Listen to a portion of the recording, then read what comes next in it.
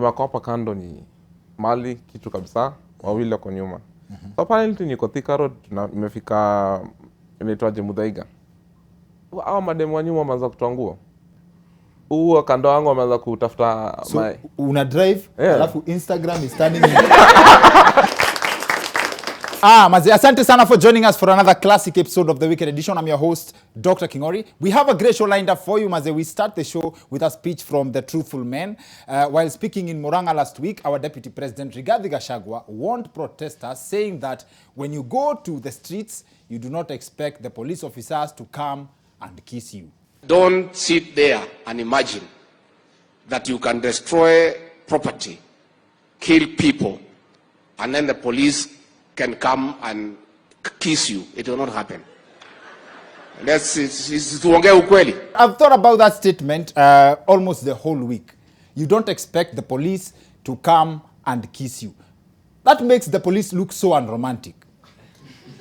Hakuna kukiss, nirungu direct. As in, but think about it. What if the police added kissing? What if they added kissing protesters to one of their procedures za kutuliza hasira za watu? As in, we have covered police procedure on the show before, on George Musamali's first appearance on the Weekend Edition. That's like 6 years ago. The composition of a riot platoon is supposed to be 32 officers. Yes. Out of these 32 officers, you're supposed to have 27 who are only armed with batons. Now I'm surprised to see that almost everybody is armed with a firearm. 27 wako na Vitabu inasema 27 should be armed with batons only. And then you have 2 gunmen who only fire tear gas canisters. And then you have 2 riflemen who carry live rounds. Below wino alikuwa nasema. Yes. And everything goes by order. Yes. If a peacefully assembled crowd turns to become rioters, the first step is kuna declaration inasomwa pale. Inasomwa kwa polisi wenyewe. Si kwa polisi, wale watu raia wamekusanyika pale wanasema tunataka tear gas. No, mnaambiwa sasa tunaonelea sasa mmeanza kuwa rioters. Sasa hii si peaceful tena. Kwa hivyo mnaamuriwa muondoke hapa. That is the first step. Lakini sasa siku hizi mimi huona ile step ya mwisho ya kutupa tear gas ndio polisi wanaanza nayo. What if they were to start kissing protesters? Alafu sasa kissing now becomes classified as a form of violence. Mse anapelekwa koti maze. You aona ule askari ndio alinichumu. Maze, what if the police applied kissing as a technique to deal with protesters? When you think about it, it will be an interesting strategy because mtu yote anaenda maandamano, mtu yote anaenda participate, atakuwa anaenda akijua kitamramba. And the police mse anazuchi, maze, the police are interfering with peaceful protesters. Hakuna mtu aliharibu mali ya wenyewe. Lakini sasa tuko na watu 6 wamelazwa. Kila mtu amepigwa mate. Now, but why would Riggy mention kissing as a possibility? This is very suspicious for a man. Any man who knows that hasira inaweza tulizwa na kiss, so that's something to think about. But then that does not mean that the idea should be written off. Kissing protesters can be used to identify a target in a protest. Apparently, according to police procedures, this is how they identify a protester to be shot. Kuna ile hatua ambayo inasemekana now this time these people have become 2 rioters, these people are destroying property, we now need to use live ammunition on these people. But when it gets to that point, it must come from an order and somebody must be identified. Kama ni wewe, tunasema mtu amevaa fulani, nguo zinakaa namna fulani. Kama ni kupiga, rifleman number 1, so that tomorrow ukiulizwa nani alipiga risasi, you can be able to say rifleman number 1 and pia you can be able to account for that. Unaona, you must take responsibility. So, kumbe mtu anafaa kuplan mpaka ule mtu anapigwa risasi na anapigwa risasi na nani? Na nani na ni kwa sababu na ni wapi? Kama nasema upigwe hii forehead yako sababu unaona ni mrefu, nasema piga forehead pale. Now here's where the kissing comes in. Those who read the Bible, mnajua Judas ali-identify Yesu mbele ya kirende, si ndio? Alienda akamchuma. Now just like the Bible times kukuange na karawa maandamano akikuchumu ni hivyo. Where afande? Have they issued the pecking order? Now, but protests in this country must have something else. There are people who actually treat them as a sport. Leo ni siku ya maandamano na kama kawa nimekawia maandamano 2 ya juzi. Juzi nilikuwa sel, niliambia makarao mniache tu niende maandamano na nirudi. Wakakataa. Nikajaribu kuomba kama Paulo na Sila mlango zifunguke. Sijakataa. Nikamwambia maskari, mnitupia hata ya gas moja hapo ndani nisikie niko poa. Wakakataa. Imagine Jack baba akikupea story ya makarao wamemchum kwa bedroom ya baba. Now, anyway, this week also saw former President Uhuru Kenyatta, who has been accused by the Kenya Kwanza administration of funding the Azimio-led protests, claims that he has since denied. He came out guns blazing after a police raid at his son's home. The former president has clarified that his two sons own 6 firearms between them. The first son has 2 pistols and a rifle for sport hunting, and the second son has 2 rifles and a pistol, while the daughter does not own any guns. The daughter does not have any guns. Mazee, unajua inabadilisha ile story wase ulizanga dem kama akona brothers. Now, the former president said that apart from protection, his youngest son has a hobby of shooting birds. No, so vile polisi walikuja wakitafuta bunduki, unye technically waliwaambia hizo si bunduki, hizo ni fair. Now, hii Kenya iko na wenyewe, because unajua not very long ago, again, I reference a show we've done before. I asked Engineer Sami Onyango if you can use your guns to shoot birds. Sema vizuri sana wewe upendi mbio ni nini? Ukiwa pale nyumbani Christmas, unaweza ngangana na kuku kukimbiza na wewe ni sharpshooter. Can you do that for fun? Like you can never use any component of anything in the line of firearms for fun. Now moving on, a Nigerian man anaitwa Tembu Ebere, he made headlines for trying to beat the Guinness World Record for crying. Inaitwa Cryathon, ni mashindano ya kulia, and the record ni 100 hours mazi. That's like 4 days crying non-stop mazi. I think that's haijakuwa news big Kenya, because Kenyans we've cried for almost 100 years since independence. Now the guy apparently after your 4 hours he could not make.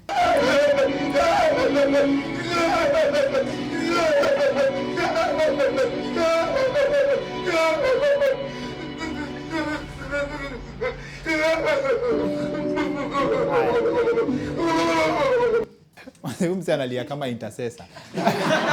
Alafu akona clock anaangalia na 2 hours, a lot more hours to go. Now inaitwaje, huyu hata anaweza pelekana na bahati ama teardrops.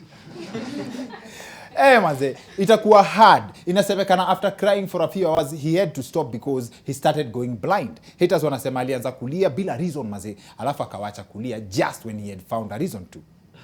Anyway, we have a great show lined up for you. Wasi wa online taxi wamekuwa on the spot for some time. I'm guessing you already have wind of most of the goings on that behind the scenes in the industry. For our guests for this episode, maze, are active taxi drivers, but ni cab, nitwa taxi hailing. Wako active kwa hiyo industry sahi. You do not want to miss their vibes for anything. Fun fact, one of the most epic lessons on dealing with money I picked from a cab driver. Maureen, Njoroge and Jackson Orwa are in the house.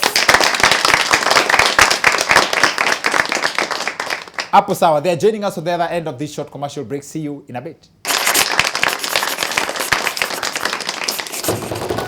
Asante sana, welcome back to the weekend edition. I'm your host Dr. Kingori. Leo najua tunataka with as much we want to get as much as possible within the short time tuko nayo tujue vibes the online taxi vibes. We are not leo ni no holds barred, and our guests for this episode, one of them alinisaidia, alifanya ni feel ni kama itao akunanga jam kwa sababu I was heading somewhere and then akapita barabara zingine. I think tutakuwa na side bana tujue what that was all about. He's been in the industry for over 2 years na akona very good vibes. Jackson Orwa is in the house. Asante sana. Alafu also in studio, show kama hii tukifanya mnajuanga lazima tukuange na gender balance and very interesting dynamics, especially kwa taxi business. She comes highly recommended. You double up kwa beauty industry and also in the taxi business. Akona very interesting vibes vile nimesema, each of them, and I hope we'll hear as much as possible from both our guests. Maureen Njoroge is in the house. Asante sana. Jack, naweza kuita Jack, si ndio? Yes. Nitaanza tu na swali direct. Hiyo day ulikuwa unanisaidia kuhepa jam ama ulikuwa unataka kuongeza nitalipa how much? Niko na kusaidia sana kuhepa jam. For real? Yeah. So vile ulinipa story yako nikasema huyu msee maybe amechelewa time. Okay. So I didn't choose the map vile nasema, nikabidi nipite shortcut zangu ufike.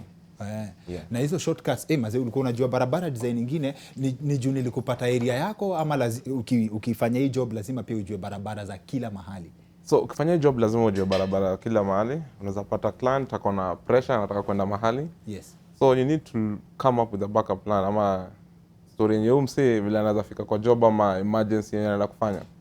So hiyo time wewe ulikuwa na emergency. Unafaa ufike job by 5. Mimi niko hapa nafanya job. But as all know, online cabs lazima make your customer happy pia. Okay. Yeah. Sawa sawa. Wewe pia unajua barabara hivyo design. Juu mimi najuanga madem na directions. One mano. Sijui barabara that much. But now that I'm in the industry, I'm able to actually ni mimi nafunza watu a few barabara here and there. So inabidi pia unakuwa rada. hands on, yeah. Sawa. Interesting. Jack anaweza piga job full time. One of the limitations za madem ni hamwezi fanya job around the clock, right? Yes. At the end of the day ukifanya hesabu, does it put you at an advantage or a disadvantage? Ama how do you compensate for the fact that most ladies can't drive at night? How I compensate is that I have something else that I do on the side. I don't depend entirely on online taxes. So hivyo ndio naweza compensate the hours. So gani ndio side hustle? At this rate, hata mimi I can't tell. O zote zinapelekana hand Zote in hand? zina, because on weekends utapata niko maybe weddings, rurashio, all that, and maybe birthdays, whatnot. But sasa weekdays, I'm more on the app. So ukikuwa na bibi harusi hapo upate request, shauri yake? Siwezi pata request kama sijawasha app. And also siwezi get a booking, immediately, like ya sahi kama a client hajani call before. Okay. Yes, so the makeup client will call prior. Okay. And the app depends on what time I'll switch it on. Ni saa ngapi kuna do basi? Like this weekend kuna do. Weekend kuna do? Weekend iko. So I tend to miss out more on where people are able to recover. Maybe if you had a bad week. Okay. Sasa for me. So your coping mechanism na the fact that huwezi compete na msee kama Jack in terms of tuseme targets that the amount of money you wish to make ni usiku wakati yana drive wewe afadhali ufanye makeup. Bana, afadhali. Okay. So for the time yenye umekuwa na shift, umenotice shift ya tuseme bei ya mafuta imepanda a few times, right? Yes. How does that change the dynamics of business? Ni ufanye hesabu aje? So basically what is happening right now, vile bei ya mafuta inapanda, the online cabs also pia hawapandishi bei. So unapata this is a challenge. So you need to also adjust yourself. If unkona kula chakula saa mbili una reduce kwa saa moja. So anything that you're doing, you have to reduce on your side your expense so that you can meet something na rudi nyumbani. Actually online cabs expense zinakuanga juu sana. Okay. With what you're taking at home. All expense iko juu sana. So bei ya mafuta ikipanda una reduce kile unakula. Help me understand hiyo kidogo, like literally that happens. Yeah, it happens, you know what? Tupatie hesabu na trip ya saa mbili. Trip ya saa mbili? Nimebeba msee saa mbili. Saa mbili hii ujue iko na commission ndani, iko na bado airtime ndani, imetumia fuel. So literally I'm on negative also already. Out of that 200 nimebeba. So the problem we have with these online cabs, hizi apps hazitaki kuongeza bei. In as much as people are adjusting on the other side, others wanaongeza vitu juu, but how wako too stuck. That's it. And that's unapata kuna hizi ma online strike nini watu wanataka kuweka online strike and all that, but we've not even met and sat down and actually get to a conversation between them and to understand what we are going through, especially na adjustment ya fuel vile imepanda. Okay. Yes. Sawa. Kuna kitu fulani wase wamenotice wenye wao hutumia online cabs. Msee ana call, una call msee wa cabs, umemake request, ame-accept. Alafu anakuuliza first of all, unaenda wapi? Kama unaenda mahali ya jiski, anakuambia ucancel. What is that about? That's about, mostly I think it happens in the evening. Kama mtu akona destination, your preferred destination, which is probably going home. Okay. So say you're on Mombasa Road and someone is trying to go to Kitengela. So you only carry your neighbors? We wouldn't say that possibly, but it has to be a destination that's going towards where you're going. Ni kudrop nikienda home. Now what scares you in your line of business? What scares me? Si ati umeifanya job usiku, Yeah. kitu mbaya ika happen. Yako your fear inatoka out of the stories that I've had of on the online taxi. na si unaweza enda usome karate uboost income. Siwezi boost income because being a driver puts me in a way awkward situation, like worse than being kama umebebwa. Sasa kama mimi ndio nimekubeba alafu you do something, unajua tuta risk life yangu ya mwenye ako nyuma yangu, mwenye ako mbele yako, you know. Please explain that being a driver is more risky than being a passenger. On this business, yes. Being a lady driver. Or a lady driver. Yes, I should have specified. Being a lady driver is more risky in terms of his history tunasikia kwa the online cabs. Okay. Yeah, so being attacked, carjacked, hijacked, all those things. Interesting. Yeah. Unajua maboys pia mtu azafikiria madem peke yake ndio wako at risk, but mimi nilibebwa na mse wa cab akaniambia alibeba dem kutoka airport, dem akamfungia kwake akakataa atoke. Most men don't think that's a bad thing. Actually, it's a story anymore, but what you're saying is very true. Let me give you a scenario that what happened to me. So nimechukua mademo 3 Kilimani, natoka Kilimani, tunaenda vizuri, tunaenda Thika Road. So mademo mbeba ni wale fine. Nigeria wanasema fine thing. Sisi tunasema kitu mali safi, yeah? Yes. So dema kwa hapa kando ni mali kitu kabisa, wawili wako nyuma. So apparently niko Thika Road, nimefika inaitwaje Muthaiga. Hao mademo wa nyuma wameanza kutoa nguo. Huo kando wangu wameanza kutafuta So una drive, alafu Instagram is turning so the devil Instagram inakuwa only fans. So what is happening is the devil pia anakupatia a very tempting offer, yeah? Demo wako kukanda wako ukipiga macho hivi unasema tu okay. And that lady anaku-attack, unapata? So the lady is busy looking for the handbrake, man. Then wewe pia uko busy. Handbrake gani? So the lady is busy looking for the handbrake, eh? Yes. So shida ni moja. So handbrake ikishikwa, that's your soldier, eh? So when the soldier is up, he's ready to work. So wewe pia uko busy uko job, manzo na drive. Yes. So the phase ikiamka, what will happen now? Okay. So this happens as you're driving. So Yeah. What do you think kuna two ways, ndio? One ni mtu hataki kulipa fare, I've had utaitu experience yako pia, na 2 you just carried sinners. Which one is it? I'll tell you the truth, eh? I'm a dem. In fact, at the end of the trip, walinipa poa sana. But as you have to madem, Walinipa poa sana. No, not of that act. Okay, Yes. walinipa fiti sawa, but Yes. hapo katikati wangu wanataka wapewe kabisa, wapatiwe kabisa. Ni kama mimi ni utumishi kwa wote na mimi Yes. manze, mimi si utumishi kwa wote. Wapata? So they were like, manze lazima utupatie ati just 1 second. So the lady behind me ako like, please. Aya. Unapata? Anatikisa mguu. Na gari inaenda. Like, please 1 minute please tu. They're so begging. Yeah. Na alafu na ukawabeba ukawafikisha mahali wanaenda. No, what happened was nilisimamisha gari Thika Road. Nikamwambia by the way, mimi siwezi cope na hii pressure juu body yangu ni noma. Nikasema either tuibiwe hapa na watu ama muache kufanya kitu mnafanya. Na huyu mwenye kwa nyuma wavae nguo. Wakaona niko serious sana. So wakasema ni sawa basi, mwanaume mjinga wewe, sijui nini. Wanakataa, yani you're not man enough to satisfy 3 women. But then my question now becomes, alianza story na mali safi, si ndio?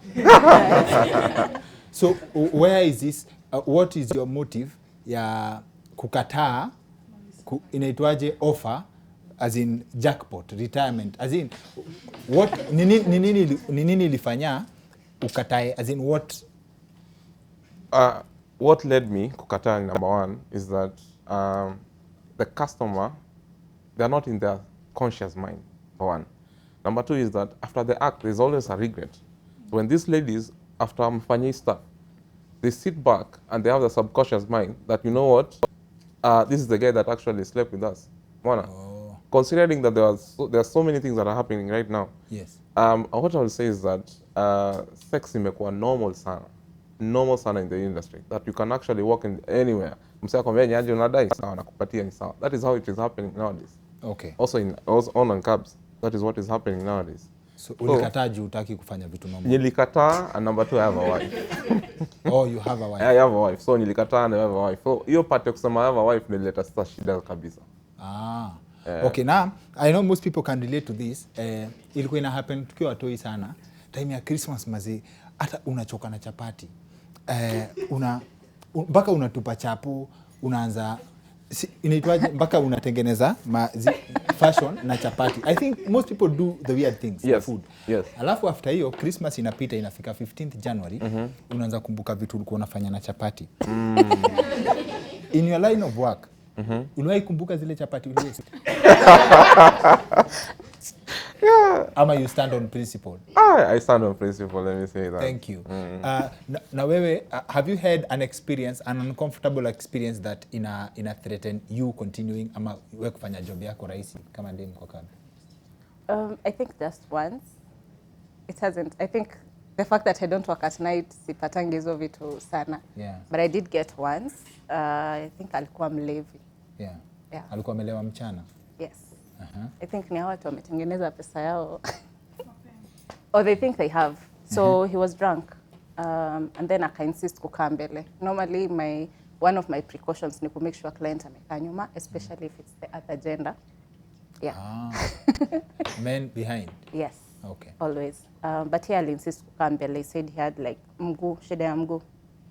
So oh yeah, because hapa mbele there is more leg room compared to nyuma. Yes. So client akikwambia akona shida ya mguu, obviously like the way he said kazi yako ni ku make sure client ako comfortable. Alafu vile aliingia mbele ndio ukajua ni mguu gani. Now that you've said it, yeah. But anyway, yeah, he was a bit touchy, so basically what I did, I just niliend to the trip. Hapo? Yeah. And who pays? At that point, I didn't really.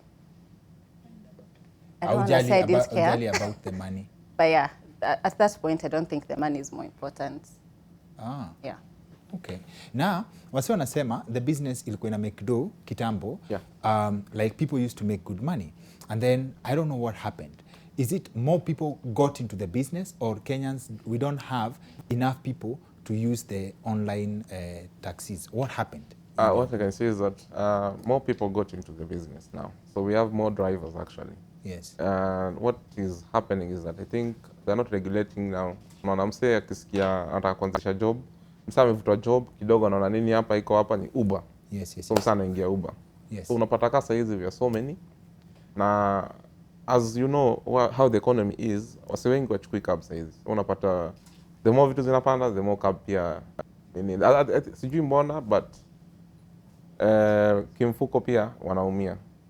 Okay. Yeah. So unapata tuko wengi, lakini pia demand pia inaenda chini. So now before we let you go, you are here as a representation, by the way, ya wase wenye wana kwa industry yenu. What do you think mse ana watch anafaa kufanya to make your industry better? Like, what would you like to be out there about your industry? I think the most important thing ni respect my hustle. Okay. You know, kuna dem tuliona mahali alichoma, alikuwa na like making it look like driving a cab is because you don't have anything better to do, or there are many scenarios that have led you or have led me now to this place. There's a reason why I'm driving the cab. So just respect it, just as I'd come to your office and respect your place of work, and so to heshimiane tu. Okay. Yeah. Sawa. To me, the same thing is number one, respect. Number two is that we are all in business. Number three is that in as much as you are alcoholic, kama umekunywa ama nini, try to control yourself, because tomorrow holds also. Tomorrow is a big thing. Tomorrow also. Yeah, the world goes round. The world goes around also. Okay. Yeah. Maze, asanteni sana, and we wish you all the best kwa line yenye mnafanya. Mimi ni interesting that for all the other things that you could be doing, you choose to be in the transport industry, especially in the taxi, cab hailing companies, na you do it well. Mimi nimekuwa na experience ya kubebwa na wewe at least ukiongea mtu anasikia customer service. Ni fun sana. But I had to save your number, nikasema anytime na need cab nitakucall. Nikwambie ni aje ni pick place fulani, especially kama umechelewa. Hakuna kuoverlap, ni kujua tu barabara. Yeah. Wapi makofi yao? Asante sana wazee. Aya basi. That's it for the weekend edition. See you next week. My name is Dr. Kingori.